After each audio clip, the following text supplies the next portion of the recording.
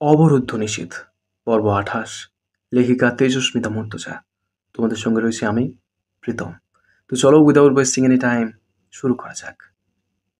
বিকাল ৩টায় আমজাদ সাহেবের শেষ দুপুরের শেষ কৌশল হচ্ছিল। জয় চুপচাপ দাঁড়িয়েছিল ভিটির ওপর। অনেক লোক জড়ো হয়েছে মুর্দা বাড়িতে। তারা কটূক্তি করতে ভুলছে না। গতকালের তাজা ঘটনা মরলেই চাপা পড়বে কেন? মেয়ের চরিত্রের দোষের ভাগ বাপেরও যায়। বসার ঘরের মেঝেতে খুঁটির সাথে পিঠ ঠেকিয়ে চুপচাপ বসে আছে অন্তু। উঠানের উপর ত্রিপল টাঙিয়ে ভেতরে তার আব্বুর শেষ কৌশল হচ্ছে। সে চুপচাপ বসে দেখছে। কান্না পাচ্ছে না তার। আব্বুর সাথে খুব যেতে ইচ্ছে করছে। অবশ্য সে যাবেই। কেউ ঠেকাতে পারবে না তাকে। জয় তাকিয়ে দেখছিল অন্তুকে। দুটো ছেলে এগিয়ে এলো, সালাম দিল। জয় খেয়াল করলো না। দুজন কিছুক্ষণ অপেক্ষা করেও জবাব না পেয়ে ডাকলো, জয় ভাইয়া। জয় আনমনার মতো বলল, হুম। দৃষ্টি তখনও অন্তুর দিকে। রাগ হচ্ছে তার। মনে মনে ঠাস করে অভ্যাসবশত দুটো গালি দিল। মানুষ বাপ মরলে কাঁদে, শালি সেটাও করছে না। মানে হাগল পাগল বিয়ে করাই দিয়েছে আমার সাথে। তোর বাপ মরছে তুই কাঁদবি, চিল্লায় কাঁদবি, তা না করে এমনভাবে বসে থাকার কারণ কি? কখন জানি ফিট খাইয়া পইড়া থাকবি। কাঁদলে একটু হালকা লাগে। জয়ের ইচ্ছে করলো এগিয়ে গিয়ে ঠাস করে একটা চড় মেরে বলতে, কাঁদ, জোরে জোরে কাঁদ। চুপচাপ আছিস, বেশি চাপ পড়তেছে মাথায়, মূর্ছা যাবি। সেন সারানোর আগে কেঁদে হালকা হ শালি। ছেলে দুটো অধৈর্য হয়ে বলেই ফেলল, ভাই একটা সেলফি নেই, ফেসবুকে আপলোড করব। উঠতি বয়সী ছেলেরা রাজনৈতিক নেতাদের সাথে ছবি তুলে ফেসবুকে দিতে পারাটাও একটা বাহাদুরি তাদের কাছে। এতে তারা এক ধরনের শক্তি অনুভব করে। জয় ভ্রু কুঁচকে গম্ভীর হয়ে তাকায়। তাতে উপকারটা কি? ছেলে দুটো চুপসে গেল। না মানে, আচ্ছা সেলফি লাগবে না, আপনার ফেসবুক অ্যাকাউন্টটা দেবেন ভাই, আমরা অ্যাড হতাম। জয় চোখ বুজে ভারী শ্বাস ফেলল। মনে মনে বলল, ফেসবুকের মায়েরে। গালিটা প্রকাশ্যে দিল না। এরা এক প্রকার সামাজিক শক্তি। জয়ের খুব শক্ত ভক্ত, তা বোঝাই যাচ্ছে। জয় মাথা নাড়ল। আমার কোনো ফেসবুক অ্যাকাউন্ট নাই, ওসব বালচাল পোষায় না আমার। ফেসবুকে কি কাম? কি করে ওই ধনবাল দিয়া? ছেলে দুটো যার পর নাই অবাক হলো। আপনার ফেসবুক অ্যাকাউন্ট নাই? নাই। পারলে ফোনে একমাত্র কলিং সিস্টেম ছাড়া আর কিছু রাখতামই না, কিন্তু ফাংশনালভাবে বহুত কিছুই পড়ে আছে, যেসব আমার বালের কামেও লাগে না। যা, ভাগ। একে তো ঘুম নেই, তার উপর কিসের যে এক বোঝা চেপে আছে মাথায়। অদ্ভুত এক প্রেসার ফিল হচ্ছে। অস্থির লাগছে সবকিছু। লোকালয় থেকে দূরে যে কোনো এক নির্জন জঙ্গলে অন্ধকারে খানিকক্ষণ বসে কয়েক বোতল অ্যালকোহল গিলে আসতে পারলে ভালো লাগতো। বিষাদ ঘিরে আছে বাড়িতে। গোসল করিয়ে এনে আমজাদ সাহেবের লাশ রাখা হলো। আজ মার্জিয়ার চোখ দুটো ভেজে দেখা গেল। মেয়েটা উদ্ভ্রান্তের মতো বসে সেই শ্বশুরের জন্য অসুস্থ শরীরে চোখের ফানি ফেলেছে, যাকে সে চিরদিন বিরূপ চোখে দেখে এসেছে। শুধু অভিযোগ ছাড়া কিছুই ছিল না ওই মানুষটার ওপর। রাবেয়াকে সামলানো যাচ্ছে না। বারবার দাঁত আটকে যাচ্ছে উনার। হামজা বসে রইল সোফার উপরে। তার ছেলেরা মৃতদেহ দাফন কাফনের সমস্ত ব্যবস্থাপনা করে ফেলেছে। অন্তু আর অন্তিক মূর্তির মতো বসেছিল দুই ভাই বোন। অন্তু দেখল সেই জায়গাটা, যেখানে সেদিন তাকে দাঁড় করিয়ে নষ্টা প্রমাণিত করা হলো। সেখানেই আব্বুর লাশের খাটিয়াটা রাখা হয়েছে। মেঝের উপর বসে দেয়ালে হেলান দিয়ে তাকিয়ে থাকলো খাটিয়ার দিকে। তার চোখে মুখে অবিশ্বাস। লোকজন যা ভাবছে তেমন কিছুই না। কি বাজে কথা! তার আব্বু নাকি আর নেই? এও কখনো হয়? লাশ নিয়ে যাওয়ার প্রস্তুতি যখন চলছিল, জয় এলো অন্তুর কাছে। হাঁটু গেড়ে সামনে বসে আস্তে করে বলল, আরমিন, চলো, এখন তোমার বাপরে নিয়ে যাবে ওরা, চলো। অন্তু নিস্তেজ পায়ে উঠে দাঁড়ালো আস্তে করে। জয় তাকে ছোঁয়ার সাহসটা করলো না এই অবস্থায়। অন্তু হেঁটে গিয়ে বসলো খাটিয়ার পাশে মাটির ওপর। বেশ কিছুক্ষণ তাকিয়ে রইল আব্বুর মুখের দিকে। চেহারাটা উজ্জ্বল হয়েছে। চোখে সুরমা, মেহেদি রঙা দাড়ি ভেজা। ভুর ভুর করে আতর, গোলাপ জল, কর্পূরের গন্ধ ঢুকছে নাকে। অন্তু ডাকলো, আব্বু, আব্বু, ও আব্বু, আব্বু, আব্বু গো।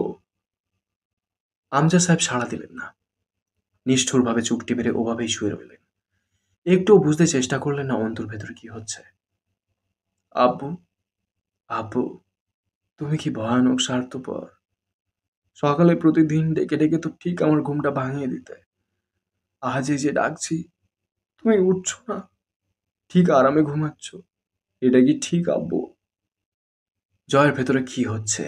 আশ্চর্য এক ধরনের ব্যাপার। সে অন্তুর পেছনেই দাঁড়িয়েছিল। তার ভেতরে কি এক অদ্ভুত অনুভূতি চলছে। হন হন করে বেরিয়ে এলো গেট দিয়ে। বাড়ি থেকে একটু দূরে গিয়ে একটা চুরুট ধরালো। ছোট বাচ্চার মতো করে চোয়ালটা খাটের উপর ঠেকিয়ে উদাস বাচ্চার মতো চেয়ে থাকে অন্তু আব্বুর দিকে। আব্বুর ঠোঁট দুটো হাসছে যেন। লোকে দেখলে আরেকবার মেলাতে পারবে অন্তুর সুশ্রী নাকটা আমজাদ সাহেবের কাছে পাওয়া। অন্তুর চোখের কোণা পেরিয়ে নিস্তেজ ঝর্ণার মতো পানিগুলো গড়িয়ে খাটিয়ার ওপর পড়ে। কিন্তু অন্তু স্থির চোখে চেয়ে আছে আব্বুর মুখের দিকে। শেষ দেখা দেখছে সে আব্বুকে। আর কোনো দিন দেখতে পাবে না ওই অভিজাত মুখখানা। আর কোনো দিন গম্ভীর স্বরে অন্তুকে ডেকে পাশে বসাবে না। আর কখনো ধমকে বলবে না, রাতে খেয়ে তারপর ঘুমাবি। অন্তু আস্তে করে ঢলে পড়ে খাটিয়ার ওপর থেকে মাটিতে। পড়ে রইল ওভাবেই। তার জন্য অপেক্ষা করার নয়। লোকজন অন্তুর চেতনাহীনতার মাঝেই অন্তুর আব্বুকে অন্তুর কাছ থেকে চিরতরে সরিয়ে নিয়ে গেল। খাটিয়ার এক পাশ হামজা ধরে, অপর পাশ দুটো অন্তুর চাচাতো ভাইয়েরা। আরেকটা অন্তিকের জন্য খালি। অন্তিক বাথরুমে ঢুকেছে, বেরোবার নাম নেই। মুখ বিধ্বস্ত, চোখ লাল ফোলা। টুপি পড়তে পড়তে বেরিয়ে আসে অন্তিক বাথরুম থেকে। খাটিয়ার এক পাশ হামজা ধরেছে, তাতেও কোনো প্রতিক্রিয়া দেখা গেল না ছেলেটার। আমজাদ সাহেব বলতেন, ছাগল জবাই হবার পর মাংসের সাথে যাই করা হোক, ছাগলের আর যা আসে না। লোকে বলে আজ মরলে কাল দুদিন। আমজাদ সাহেবকে ছাড়া দুদিন কেটে গেছে। অন্তুকে স্নায়ুর দুর্বলতা কাটানোর সেলাইন দেওয়া হয়েছিল। সে দুটো দিন প্রায় অবিরাম অচেতন।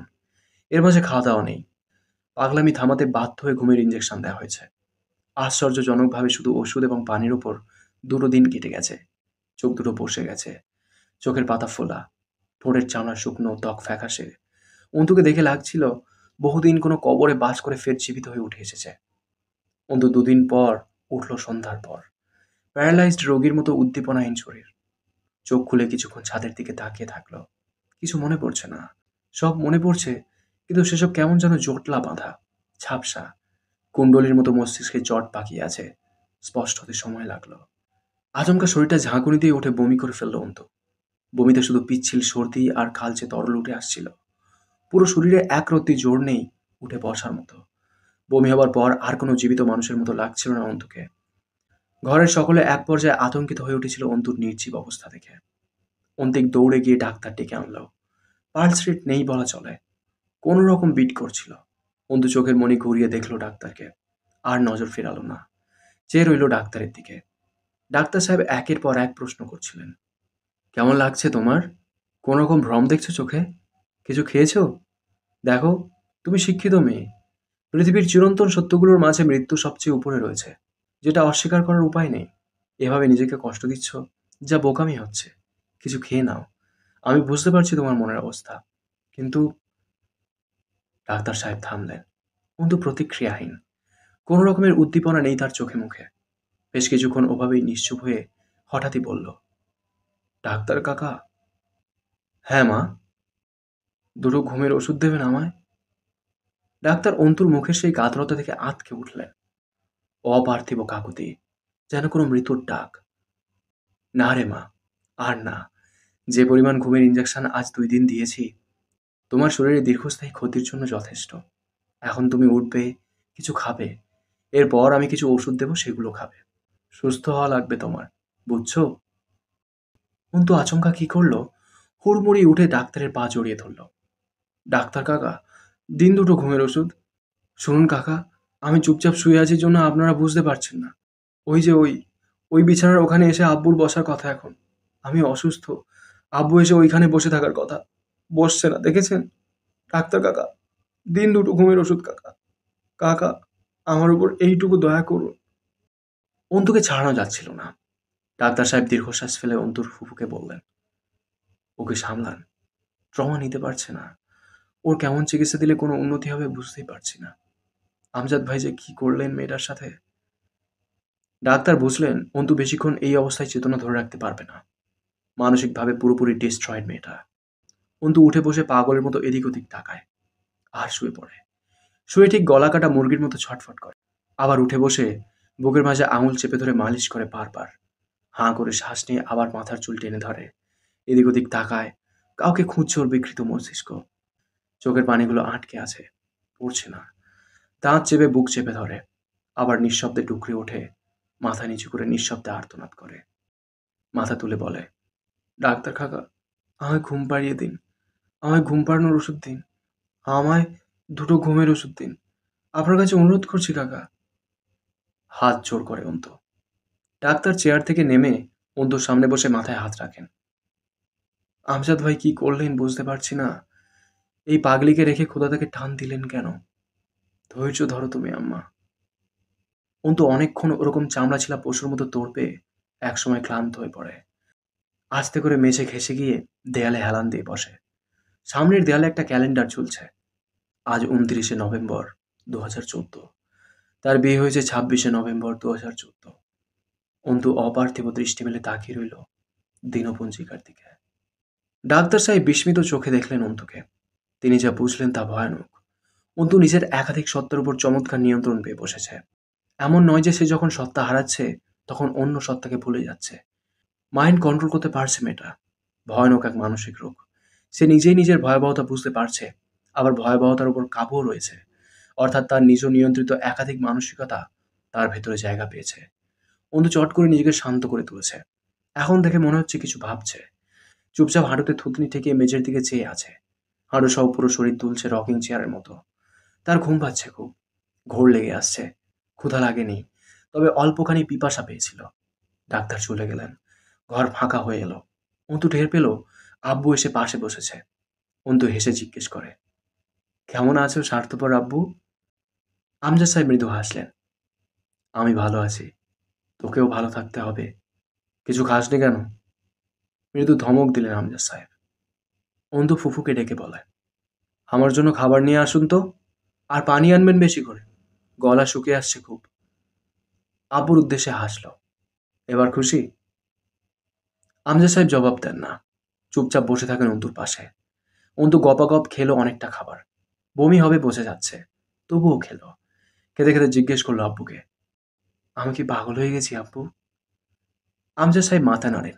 হুম, তুই কুটিল হয়ে গেছিস, আর এই কুটিলতা তোকে অনেক কিছু দেবে। বুঝলি অন্তু, গন্তব্যে পৌঁছাতে অত স্বাভাবিক আর সরল থাকা নয়, বরং নিঘুড় পাগল আর জটিল হতে হয়। প্রথম কথাটা আব্বুর মতো লাগলো না। আব্বু এরকম কথা বলতো না। অন্তু বলে এমন কথা। তবে শেষের কথাটা আব্বুর হতে পারে।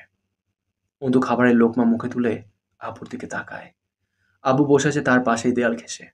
অন্তু টের পায় তার আর যন্ত্রণা হচ্ছে না বুকে। একটুও কষ্ট লাগছে না। একদম স্বাভাবিক। সুখী লাগছে নিজেকে। হ্যাঁ, অবশ্য একটু অস্বাভাবিক লাগছে সবটা। চারপাশটা মোটেই স্বাভাবিক নয়। অদ্ভুত। এতক্ষণ শুনলে অবরোধ নিষেধের 28তম পর্ব। কেমন লেগেছে কমেন্ট করে জানিও।